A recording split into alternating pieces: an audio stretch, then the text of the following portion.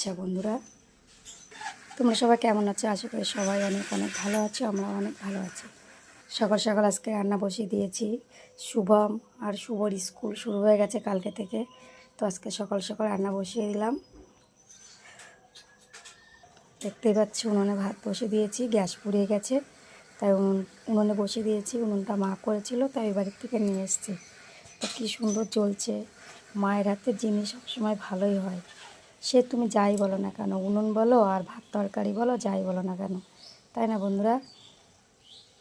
তো আজকে আমি এখন রান্না করব আলু সিদ্ধ। ওইদিকে দিয়েছি আলু সিদ্ধ, আলু, উচ্ছে আর পেঁপে সিদ্ধ দিয়েছি। তো ওরা খেয়ে যাবে, আর আমি ভেন্ডি ভাজা আর ডিমের তরকারি করব। তো এই পর্যন্তই, আবার দেখা হবে পরের ভিডিওতে। ততক্ষণ সবাই ভালো থেকো।